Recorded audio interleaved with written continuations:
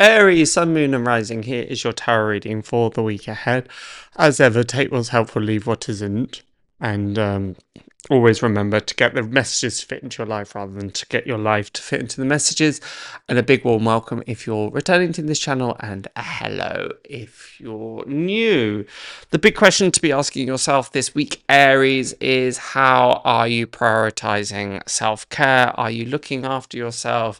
What do you need to get off your chest emotionally? Are there things you need to say to other people? Are you holding yourself back? Are you allowing things to weigh heavily on your heart unnecessarily? Remember, it is much better to articulate what is going on, what are you feeling, rather than trying to sweep things under the rug. Sometimes there can be a bit of a sense of, am I creating a mountain over a molehill? Am I picking at something here that doesn't need to be expressed? Well, your guiding light on that is, well, is it kind of playing on your mind? And also, I remember reading something in the Dalai Lama book on how to practice. And he was saying, if you ever feel wronged or you feel that something needs to be addressed, just mention it once and then move on. Part of the reason that I say all of this is because you have your two opening cards, which is the King of Cups reversed and the Four of Pentacles, the Lord of Earthly Power. The King of Cups reversed, well, the King of Cups generally is a card that indicates emotional maturity, connecting with the heart space. I often see this as the counselor card, so being able to find counsel in particularly in expressing your feelings. The fact that we have that in combination with the Four of Cups, you can see that the protagonist is holding the coin close to his chest and not really letting anything go, not allowing any new movement to come here.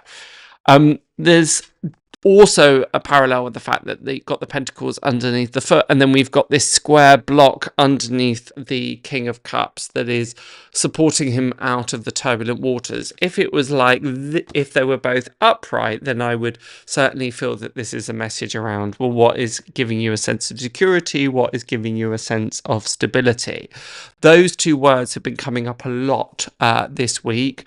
So it's unsurprising that for the majority of us, we're going to feel a little bit unsure-footed, not entirely clear on what it is we should do or where what's happening next.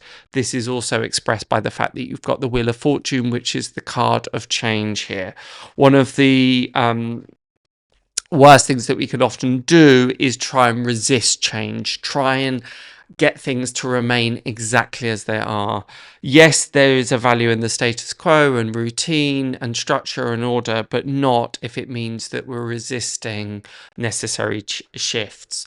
You can see also with the Four of Pentacles that his hands are like this, almost like turning the wheel, and the Wheel of Fortune seems to be a close-up of that pentacle that he holds in the center. So there's certainly a new chapter starting this week, Aries. There are new things afoot, new things abound. Part of the reason as well that I started with this question of what is your self-care like is that we have the Star card here, and it's a card that's often associated with things like healing, the fact that you've got both of these emotional realms. The Star card is the card of Aquarius, a bit of a funny one because sometimes people think that Aquarius is a water sign. It isn't, it's an air sign, and what Aquarius often tries to do is contain the emotions within the pot. They are the water bearer, the water carrier. They're not water itself.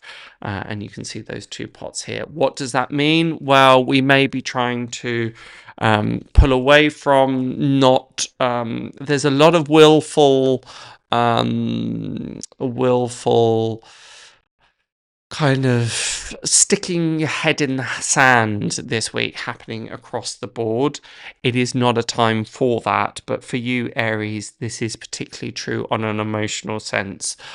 Because you're a fire sign, the emotional realm perhaps isn't always the easiest one for you to explore, or put another way, can be quite complicated.